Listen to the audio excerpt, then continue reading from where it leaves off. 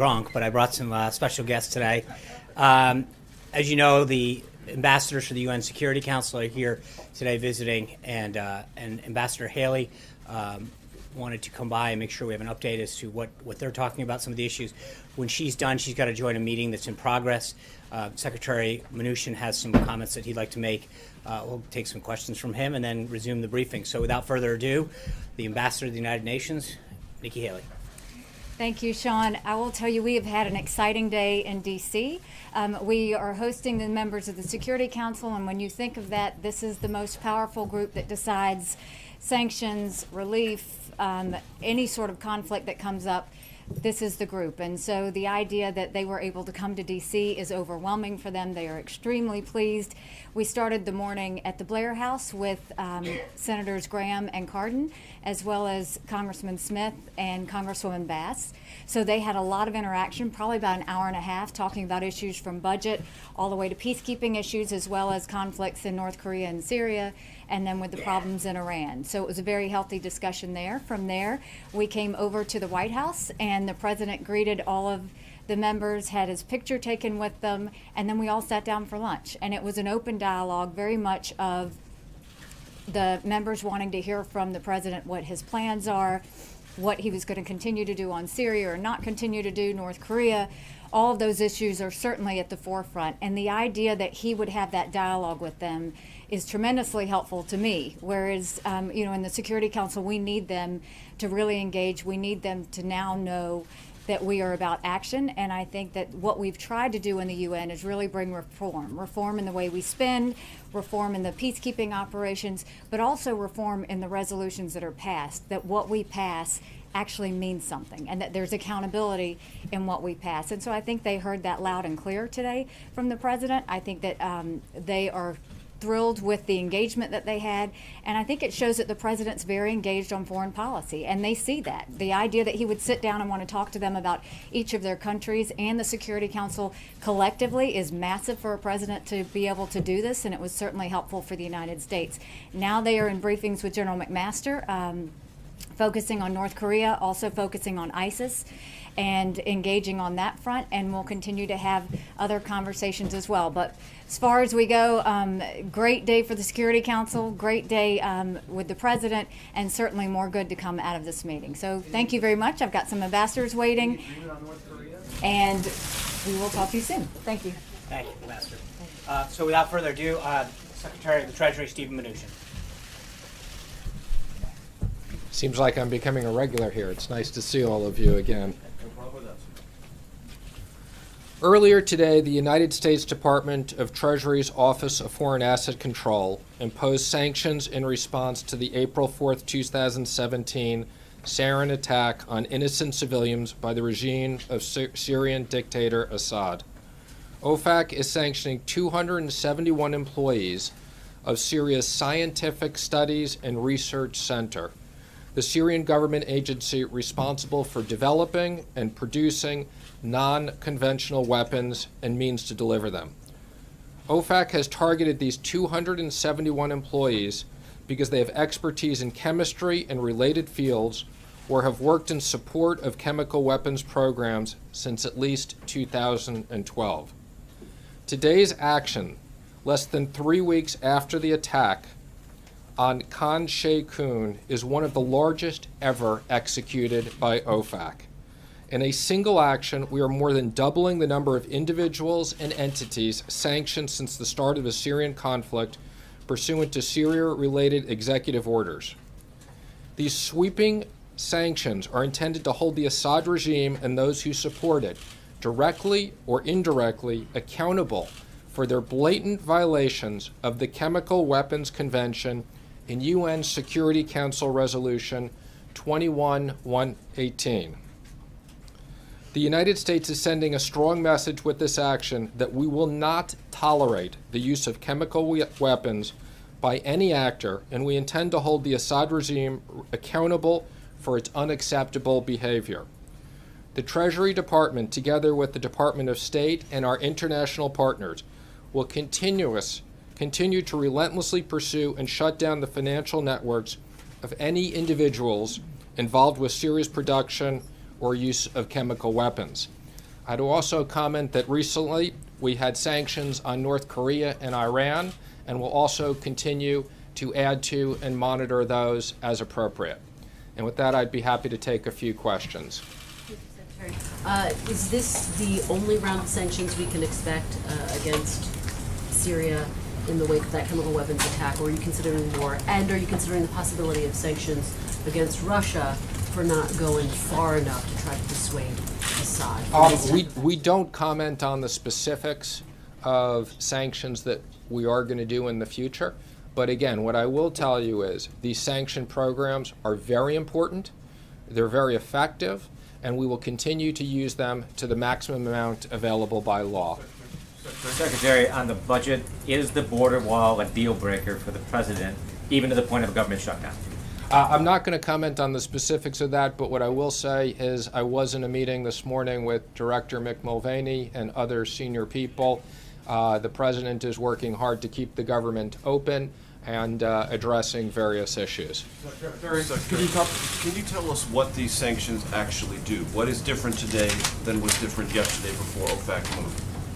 Well, the sanctions are enormously important. So by identifying 271 additional people, these sanctions, as you know, will both freeze assets if there's assets here and prevent U.S. entities from doing business, as well as these sanctions have enormous impact with all of our partners around the world who also work with us on these issues. We're not doing any business. Secretary, are we, sir? We're not doing any business. As you know, the administration is trying to grapple with the Paris Climate Agreement and come to a decision on that. Where do you stand on it? Do you support staying in Paris or coming out? Again, I would just comment that we're having discussions on that, and that's where I'll go on that. Are you aware of any American companies doing business with those individuals that have sanctioned today?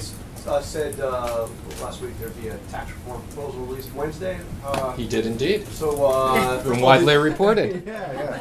I imagine that surprised you a little bit. What can we expect? Let me just first say, I've been working with the president for over the last year on his economic plan in regards to creating growth. The president is very determined that we can get to sustained economic growth of 3% or higher. We're working on tax reform, we're working on regulatory reform, we're looking on job creation, and this is something that on the tax side I've been meeting weekly with the House and the Senate on designing things, and we'll be coming out, as the president said, with more details on Wednesday. Secretary, thank you very much. Along the lines of tax reform, I know the specifics of the broad details will be delivered on Wednesday, but without getting into the specifics, what does the middle class gain if there is a simplification but also a loss of deductions, whatever they might be? If we lose the deductions, how does that help the middle class? Well, let me just say, we've been clear on what the president's objectives are for tax reform. Middle income tax cut, a priority of the president's. Simplification. The average American should be able to do their taxes on a large postcard. Business tax reform. We need to make business taxes competitive, and we expect with doing that we will bring back trillions of dollars from offshore. Secretary? Thank you, sir. I guess the question I have is to sort of bounce off of what John was asking about this announcement on Wednesday. It doesn't sound like we're going to get the finer details of what this tax reform package will entail. Is it a good idea to start talking about tax reform, something that you said can't be accomplished by August, when you don't have all the details? Well, there'll be details that'll come out, and yes, I think it is important that we're talking about it, and we are going to move forward. I'll just take a couple more right there. Yes. Can I just follow up on what Major was asking you? For those of us who are not completely clear about the 271 employees, are you suggesting by looking at these sanctions that there are U.S. companies, or they have holdings in the U.S., or they would be traveling or doing some sort of business that we're actually freezing or barring? Again, I can't comment on the specifics of these sanctions beyond what we release, but I can assure you that when the U.S. puts out sanctions, they have impacts both here and throughout the world, and we wouldn't be doing this if we didn't think it is impactful. It's quite impactful. One more back there, yes. Thank you, Mr. Secretary. Would you say that simplification of the tax code or cuts would be the first priority? You've mentioned both the postcard and closing the gap with growth, but which is first thing that we're going to hear about on Wednesday? Again, what I'd say, on the personal side, we're about a middle income tax cut and simplification. On the business side, we're about making them competitive. And this is the last one. Go ahead. Again, what I've said before is the tax plan will pay for itself with economic growth. Thank you, everybody. Nice to see you. Thank you, Mr. Secretary and Ambassador Haley. I just want to kind of walk through what the rest of the day and the week, and then we'll get to some questions. As you know, this morning the President had a call with German Chancellor Merkel, who had extended a gracious invitation for the First Daughter and Assistant to the President Ivanka Trump to attend the W20 summit. Tomorrow, Ivanka will be in Berlin at the W20 participating in a panel that is entitled Inspiring Women, Scaling Up Women's Entrepreneurship. This follows the roundtable on vocational education and workforce development, issues that are central both to Ivanka and the Chancellor's agenda that they hosted here at the White House in March. While in Germany, Ivanka will also visit a school for interactive tour and discussion with students participating in the Apprentice program. In commemoration of Holocaust Remembrance Day, she will visit the memorial to the murdered Jews of Europe in Berlin. A readout of the President's and Chancellor Merkel's call should be out already. Following that call, the President spoke with Dr. Peggy Whitson, the commander of the International Space Station, via video teleconference. As I told you guys last week, Dr. Whitson, who is on her third extended stay aboard the International Space Station, breaks the record for the most space time of any American astronaut. The President was honored to celebrate this incredible achievement by Dr. Whitson and the American space program and discuss the exciting future of space exploration and space science, including how the Inspire Women Act, which the President recently signed, ensures that NASA continues recruiting women for important STEM-related jobs in aerospace. After that, as I mentioned at the top, the President had a working lunch with UN Ambassador Nikki Haley and the other ambassadors of the countries that are part of the UN Security Council. Under the President's leadership, America has once again taken a leadership role on the world stage, and our global partners have welcomed this renewal of American diplomacy. Later on this afternoon, the President will sign a proclamation on Holocaust Remembrance Day, part of the week-long Days of Remembrance, first held in 1979 and later established by Congress as our nation's commemoration of the Holocaust. Tomorrow, as every president since the United States Holocaust Memorial Museum opened in 1993, President Trump will participate in a Days of Remembrance commemoration. As he said during his video message to the delegates of the World Jewish Congress Plenary Assembly, the Trump administration is committed to stamping out prejudice and anti-Semitism everywhere it is found. Following the proclamation, the President will host a credential ceremony for newly appointed ambassadors. He will then have dinner with Senator and Mrs. McCain and Senator Lindsey Graham. Later this evening, the Vice President will return to Washington, where he's finished his time throughout the world. While in Hawaii today, the President will have lunch with U.S. troops at Joint Base Pearl Harbor Hickam and participate in an arrival ceremony and U.S. PACOM before boarding Air Force Two for the ride home to Washington.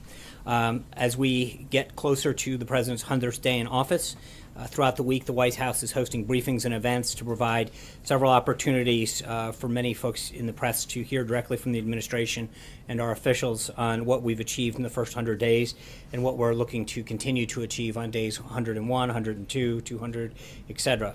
Throughout the week, the President, cabinet officials, and senior White House staff will be talking about the President's agenda on national, local media, and various platforms.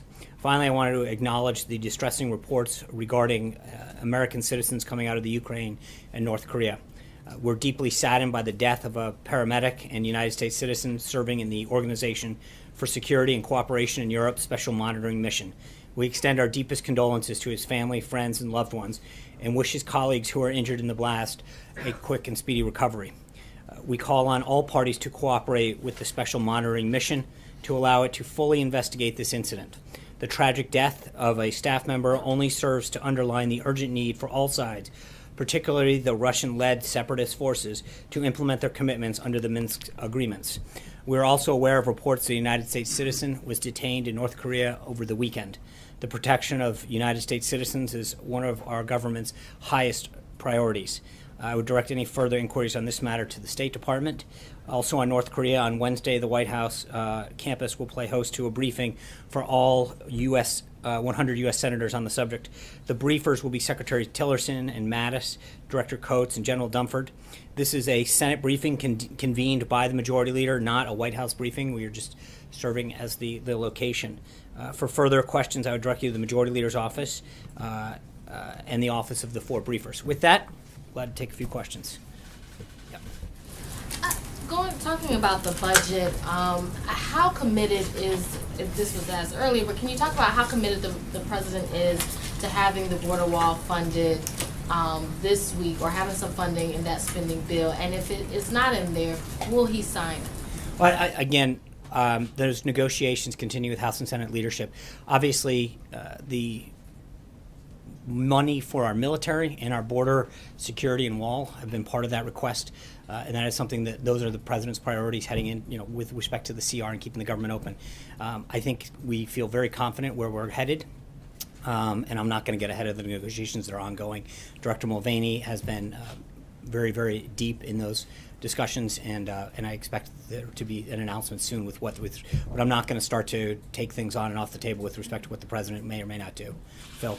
Yeah, Sean, just doubling up on that question there about the CR debate and the funding, does he specifically expect there to be funding for the border wall, or would border security measures be enough to satisfy the president? And how do you differentiate between the two? For example, what could be funded in the CR that you could say is part of the wall, even if it's not explicitly right? So there's obviously a lot of components to that. You've got fencing and drones, and I don't want to get ahead of those negotiations. They are ongoing, but the president's priorities have been very clear from the beginning. It sounds, Sean, just to follow up, that are we backing off on the wall? Are we saying it is on the table? No, we're saying that the president has made very clear that he's got 2 priorities in this continuing resolution. Number 1, the increase in funding for the military, and number 2, for our homeland and border security and the wall. But I'm not going to start to get into, we were having a negotiation with House and Senate leadership, and to prejudge where it ends up at this point would be, would not be prudent. Okay, Trey. thanks, Sean. I have 2 questions for you. On the Syrian economic sanctions, how will the administration determine how effective they are? Well, I think there's going to be a lot of ways, but I think first and foremost is to send a clear signal to make sure that they understand that we don't take their actions lightly. And that we want to do everything we can to have stability in the region. So I think there's going to be a lot of ways in terms of their behavior going forward that we'll know whether they're working.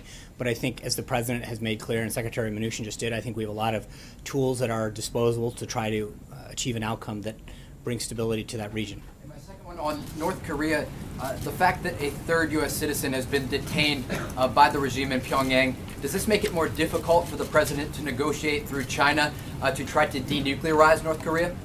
No, I think China, and we noted it before, Ambassador Haley noted it in several interviews this morning, but China has been very, very helpful in this process and continues to be, and I think we hope to see a change in behavior, but it is a very positive sign, the level of engagement that China has enacted. Is the Trump administration calling for the release of this U.S. citizen currently being detained? Well, absolutely. I mean, we want to make sure that all of our citizens are protected and returned home, but the State Department is playing the lead on that. Eamon. Thanks, Sean. As you know, there's quite a bit of concern among Republicans on Capitol Hill about the federal deficit. When you roll out the tax plan on Wednesday, are you also going to include pay-fors in there? That is, those things that raise revenue as well as those things that are tax cuts, so that conservatives can be confident that this won't blow a hole in the deficit? Yeah, I think we will have further details. I'm not going to get ahead of the president's rollout, but I'm not going to the level of specificity in terms of the pay-fors and the cost. We'll have to see how comfortable the president is. Jennifer. Sean, can you tell us if the president is aware of the American pastor jailed in Turkey, and did he raise that with President Erdogan when he called Monday to congratulate him? I'm not going to get into the specifics of the president's conversation. We're obviously aware of that action, and we're going to continue to work through the State Department on that. Jordan. Thank you, Sean. Can you explain why President Trump didn't use the word genocide to refer to the killing of 1.5 million Armenians in his statement today? Yeah, the statement that was put out is consistent with the statements that have been put out for at least several of the past administrations. So I think if you look back to the language that President Obama, President Bush, et cetera, have used, the language that the president used is consistent with all of that. Katie. Two different topics. First, the border wall and the logistics of that. Secretary Kelly said he still expects construction to start this summer. There are still a few ranchers in Texas and Arizona who welcome the security but are skeptical of giving up family-owned land that's been in their families for generations. So what is the White House message to them directly, and what can you guarantee that they'll be compensated? I think we will do everything in accordance with the law. This has been an issue that has gone on several times as that issue has been raised over the last several decades, or excuse me, several years. And so we will do everything in accordance with the law with respect to the land that's needed for that. But again, the Homeland Security Secretary understands what's going to be needed, and we'll do surveys and the appropriate planning to make sure that we minimize that to the extent possible. And then the next question, on a different topic. The FBI and Justice Department last week arrested 2 doctors in Michigan for allegedly performing genital mutilation on little girls as young as 6 years old. It's the first case in the United States. What is the White House reaction to that case? Yeah, I mean, we've talked before about pending investigations, and we don't comment on any pending investigations or actions by the Justice Department. Major. Is 100 days, as the president said on Twitter, a ridiculous benchmark or an important one? Well, I think obviously in the context of an entire administration, there is a lot that I think we feel very proud that we've done and taken care of. When you look at the immigration piece in particular, border crossings way down, the number of executive orders and pieces of legislation the president signed, I think we feel very proud of what we've been able to accomplish and fulfill the promises that he's made to the American people. But I think it's got to be kept in context, and I think there is sort of this artificial number that gets thrown out. So on one. Well, I mean, the context is it's 100 days, and you have 4 years in your first term, and 8 years for 2 terms. That I think. Mr. Trump introduced a contract with the American voter over 100 I days. understand, right. And so again, I think when you look at the number of pieces of legislation, the executive orders, business confidence, the place, the U.S.'s role in the world, there's a lot that we feel that. A lot of accomplishments that have occurred, and we feel very good about what we've done as we head up to this first 100 days. But I think you're going to continue to see a lot of action and a lot of results going into the second 100 days, the third 100 days, all the way through. In 100 days, there is no funding, explicit funding to the wall, and there's no health care reform or repeal of Obamacare. Would the president consider that, and would he invite his supporters to consider that a conspicuous failure? Based on the promises he made during the campaign. Right. I think when you look at the totality of what we've accomplished on job creation, on immigration, on trade, it is unbelievable what he has been able to do. And so it's not, you can cherry pick any couple of things and say, okay, well, what about this or that? But I think when you look at it overall, in terms of the drop in border crossings, if you look at consumer confidence and the relationships that we've developed around the globe and the accomplishments this president's had on protecting the country, on bringing back jobs and starting, those have been unbelievably significant. And so to minimize that or to look and pick out 2 or 3 things, but I think, look, we're going to continue to push for health care reform. We feel very good about the direction that it's going in. It's been very positive. And I think that the construction of a wall is going to continue to be an area that moves forward. But all of that stuff is happening just as the president asked for and committed to doing. Some of it, has been a little slower, but mostly because of working through Congress and getting things done. But when you think about what he's started, he'll move forward on tax reform, health care, on immigration, on trade. It's been a hugely successful first 100 days. And without the president necessarily describing it as a failure or not, would he say that he's learned something about the process and how long things take that he perhaps didn't appreciate as a candidate? Maybe he overpromised on the speed with which he'd achieve these things? No, look, with all due respect, I think that when you look at the lists of things in each of the various areas that he's been able to do, I think he's very pleased. I'm talking about some conspicuous campaign promises that rally after rally he Right. made and said, don't worry, it's going to happen. Right, and I think on healthcare. All I'm asking is, does he have a different awareness of how difficult those things are than he did as a candidate? I'm sure that there are things that you learn in the job, but I think that he is very proud of what he has set out to do and the progress that we've made. And I think you're going to see healthcare get done, but it's going to get done right. And that, in particular, is something that we're continuing to work at. We can't make people vote, but we've made significant progress and moved the legislation forward and improved it greatly. And I think that we are going to see progress on that. Zeke. Two questions on two different topics. First, to follow up on Eamon's and the other questions on the budget. Is the president willing to sign a continuing resolution that is not deficit neutral or deficit reducing? For instance, sign a continuing resolution? Yeah, yes. For instance, a continuing resolution that would increase the deficit. I have not seen a score on anything that's come out, and I think we'll have to wait and see what the final. You're not ruling that out one way. I'm not at this point. And following up on Jordan's question, the president has talked a lot about, has not been shy about criticizing his predecessors for some of their missteps from both parties, and also hasn't, has made a point of often bucking convention. So why not take this moment to label the killing of 1.5 million Armenians a genocide? I think, again, as I noted to Jordan, the statement that the president put out is consistent with the last several administrations. I understand that, but there is it is perfectly in keeping with the language that's been used over and over again. John. Yeah. Sorry, I was writing. Well, you had your hand. Would you agree with the assessment that some within the administration have that a vote on health care this week is very, very unlikely? I think the vote is going to get scheduled when Speaker Ryan and Leader McCarthy and Congressman Scalise determine that they have the votes and they feel confident. I'm not. I think we've been very clear. The president made it clear on Friday when he was walking back over from the Treasury Department that if it happens and we have the votes this week, great. If it's next week or the week after. But I think we want to make sure that we've got the votes and we're headed in the right direction before putting some kind of artificial deadline. But would you think that this week is unlikely? I think that whenever the Speaker and the leadership over in the House tell us that they feel confident that they have the votes, then we would encourage them to move forward.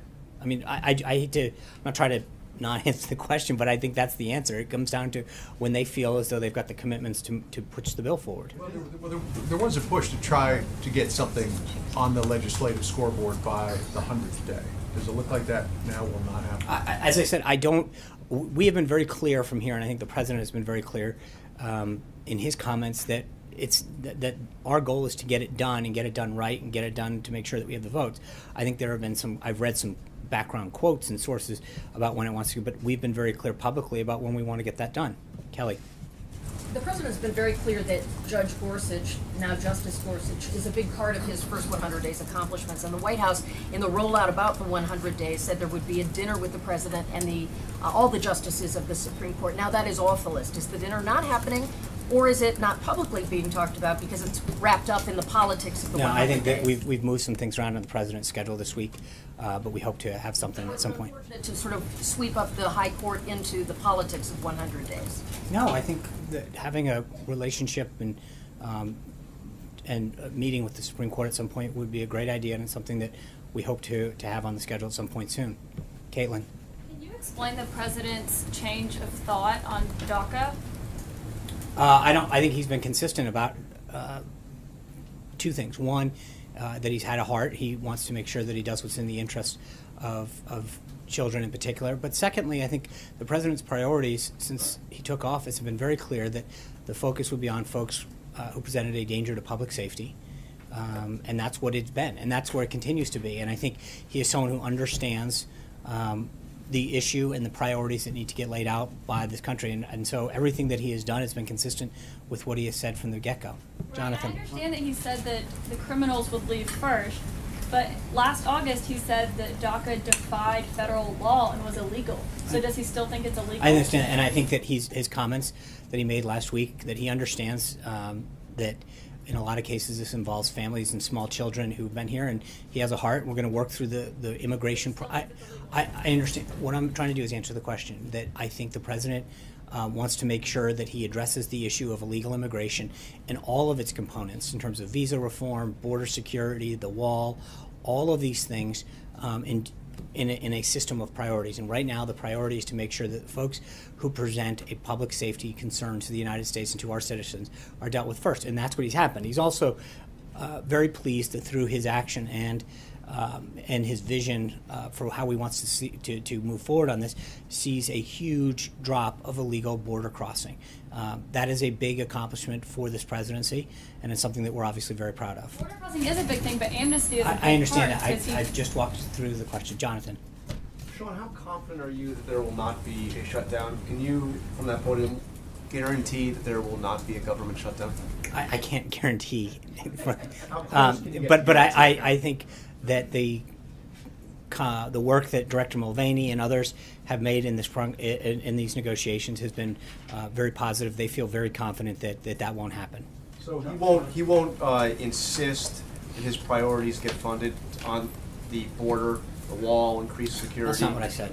I said that I think Is he willing to shut down the government? No, it's not. Look, they're currently negotiating. We feel very confident that they understand the president's priorities and that we'll come to an agreement by the end of Friday. And on the 100 days, if I can just follow up, the contract with the American voter that the president signed included 10 pieces of legislation. Right now, he's 0 for 10. Only one of those has actually been introduced. Right. And I think that we're going to continue to work with Congress. As he says in that document, I will work with Congress to achieve these, and we are going to continue to work with Congress to achieve those. But why have 9 of them not even been introduced? I think when you look at what he has done in terms of Supreme Court justice, the executive orders, the number of legislation, there's a lot that has gotten done. I don't think anyone, I remember very clearly the first few weeks, and still to some extent, the comments that got made about the pace that we were keeping and we have kept. The president has been extremely busy, and I think when you recognize the amount of issues that he's tackled, the amount of progress that he's made, it is very significant, and we will continue to present all of that throughout the week. But again, as I said to Major, I think you can look at a few of these areas and nitpick a couple of them, but I think overall, you know, he has signed a record number of executive orders. He has rolled back regulatory reforms. No, I understand that, but right. To take action. But I don't think there's any question that the president has done a significant amount for the American people on the issues that he has put forward during the campaign. Just to be clear, you're not describing the wall and healthcare as nitpicking. Jim. Are you? No, I'm not. Neither of the. No, I'm not. Those pieces are not small, but I'm saying in terms of overall what he has accomplished has been unbelievably significant. When you talk about all of the other areas, the regulatory relief, the efforts that he's made on immigration, on trade, all of those issues. And again, what I'm trying to say is when you look at everything that he's done and the amount that he's accomplished in these first 100 days, I think you can go back and find an area, one or two, and say, okay, well, he didn't do this. But I think you have to look at it in totality of what he actually did get done. John, Jim. on the wall, why is there even a discussion about shutting down the government over paying for the wall? Isn't Mexico supposed to pay for the wall? Well, I think, Jim, the president has made very clear that initially we needed to get the funding going, and there's be several mechanisms to make sure that that happens. That funding piece will happen in due time. Alexis. That is a promise that the I president understand made that. during the campaign It time is- and no, again, no, but he also that said- Mexico would pay for the wall. Right. And now we're having a discussion that the No, no, government we- might shut down over the wall. Who's gonna pay for it? Right. You know. So a couple things. One, as I pointed out to Jonathan, we feel very confident the government's not going to shut down. Number two is I think the president has been very clear in the past about the fact that, and this is not a new thing, he talked about this, that in order to get the ball rolling on border security and the wall, that he was going to have to use the current appropriations process, but he would make sure that that promise would be kept as far as the payment of it. And just a real quick follow-up. If border crossings are down, and that's a talking point that the White House uses time and again, is the wall even necessary? Absolutely. The wall it does several things. How can the border crossings be down? Because and the I think- president's saying, well, we're going to have all these drugs flowing in if we don't have a wall. Because you can't, just because you have a couple good months in a year, I think you want to make sure that you take prudent long-term steps. I mean, so the president is going to fulfill, and frankly, it's a promise that he made to the American people. I think if you're coming in from our southern border, he has taken a lot of steps so far that has deterred border crossing, but this is a permanent step that will extend beyond his presidency. 8 years from now, the next president will have that wall in place to make sure that it doesn't continue. So that Mexico's going to pay for it. That's right.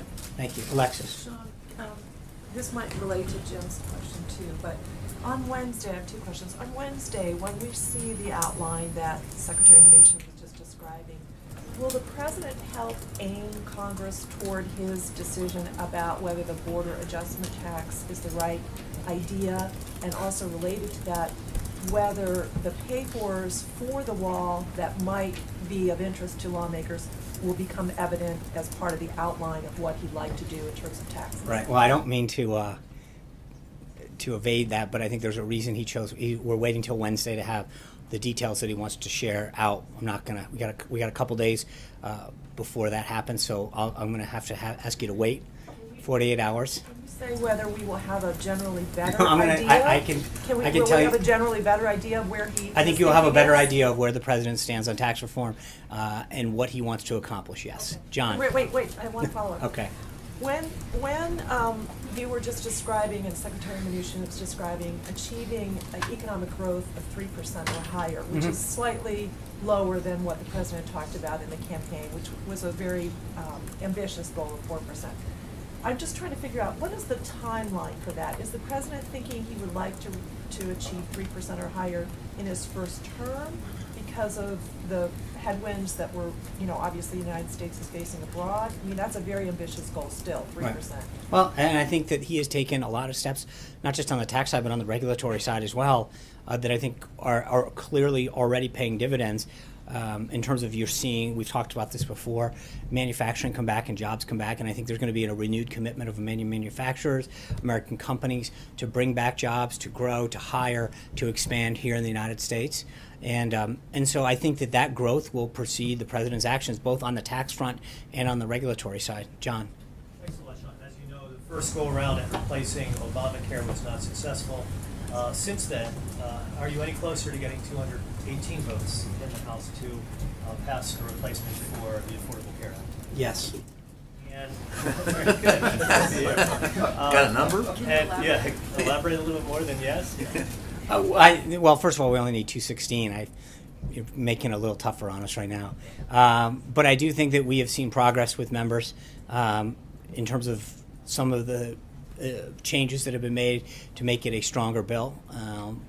But we're getting close, and as I mentioned at the outset, when I think the president feels confident or when the leadership of the House tells them that they feel confident that they have the votes, then I'm sure they'll call a vote, but that's up to them to decide. And a separate one, obviously a different topic, and that's the election over the weekend in France. Yeah. Any comment on the results that came out of France over the weekend? Would the president be satisfied with either alternative, Macron or Le Pen? Yeah, obviously, it's up to the people of France to decide who their next leader are, and we respect the decision that they make in May. So our job is to work with whomever the French people choose. Anita. Two questions. One, on the budget, the spending plan, what is the president doing? I understand Mick Mulvaney and others are doing things. Is he calling members? I don't see anything on his schedule for this week. Are members coming over? What is his... As needed, he'll be involved. I think the legislative team has been giving him updates, and as he's needed. He has talked to members, of course. I mean, I just mentioned he's having dinner tonight with Senator McCain and Senator Graham. He's had lots of discussions with members at various times. We're not at a position now where he is actively engaging on the way he was at, say, the end of health care. I think as his team tells him that needs phone calls, but he is actively monitoring and being given updates by the senior team that is working with him. Talking about his priorities, I would like you to include them. I think his priorities have been crystal clear. I mean, remember, it's starting in the first week of March, Director Mulvaney engaged with appropriators on the House side, and I'm not sure when he started with. So this has been an ongoing discussion now almost for 8 weeks with the senior team here and appropriators in the House in particular. Okay, and then on the second issue, on the 100 days, if as someone mentioned, the president tweeted that it was a ridiculous timetable or whatever. Why is the White House doing so much this week? You have indicated that all these activities this week, from hearing from different people, are because of the 100 days. Why do this 100-day push if it's a ridiculous amount? I think we've gotten a fairly decent amount of inquiries from you and your colleagues, and so in order to answer those inquiries, Yeah, well, you know, we're givers. Yeah. You know, I mean, I don't think there's anyone in this room that hasn't lodged a request to say we're writing a story on the 100-day mark. We're doing this on the 100-day mark, and so you know, we want to make sure that we answer your questions as truthfully as possible and as thoroughly and comprehensively. So we will have to fulfill all of these requests that are coming in from you and your colleagues. But I also think that we are very proud, and the President's very proud of what he's been able to accomplish in the first 100 days. And, you know, as we sprint towards these final 100 days, there's two things. One, I think because of the inquiries that we've had, we want to make sure we take an opportunity to make sure that people understand how much he's done in all the different areas. But we also want to start talking about the next 100 days and what else is left to be done, and how much, you know, how we're going to continue to work hard to get all of that done. But there's a lot that has been accomplished, and I think it's appropriate to comment and to share with the American people all of the things that he has done to fulfill the pledges that he made to the American people. Clarify, are we going to hear, prior to the rally on Saturday, are we going to hear directly from him? There was some talk of a press conference. Yeah, I'll have further updates on the schedule going forward on Maybe not. Huh? The press conference? No, I will have, we're working out some scheduling issues for the rest of the week, and I'll make sure I give you an update as we move forward. Kristen. Thanks, Sean. I just want to circle back on healthcare, because at the top of the President's list of agenda items for the first 100 days was repealing and replacing Obamacare. So does the President want to expect to see a vote on healthcare this week? I'm sure, look, he'd love to do it. If the Speaker and the Majority Leader and the Whip come and tell him that they've got the votes, then we'd love to do it. I think his goal isn't to fit it into a finite timetable, as he mentioned on Friday. If it happens this week, that's great. If it happens next week, that's great too. The goal is to get it done and get it done right, and so we're not going to jam it through just for the sake of it. So he's concerned about potentially rushing it through. I hear what No, you're no, saying. He doesn't want right. it to happen this week just to meet that benchmark. Exactly. Okay. Let me ask you about tax reform. I know you don't want to get ahead of the announcement on Wednesday. Thank you. But there's a sense that it is more realistic to pursue targeted tax cuts as opposed to broad tax reform. Right.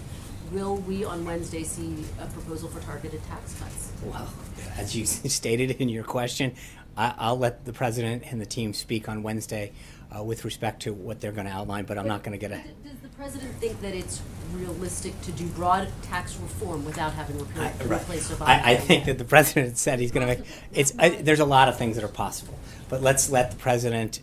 He made a commitment to get it out on Wednesday, so let's be patient and wait till Wednesday. And just one more. Of course. Is there a plan for infrastructure reform in the works? Will we get that?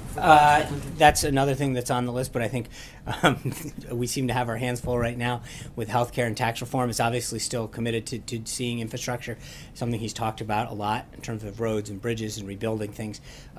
But let's get these first two things moving. But I think you're going to see a continued commitment to infrastructure as well. One of the things that could potentially have bipartisan support. Is there an urgency to get infrastructure reform passed? So either we're doing too much or we're not doing enough. But I think, look, he has made it very clear that is a priority of his. As you point out, it's something that I think both sides of the aisle and both chambers probably agree on. There's a public-private partnership that could really benefit our infrastructure in terms of the financing piece of this. We'll have further details on that moving forward, though. Thank you guys very much. I'll see you tomorrow. Have a great Monday.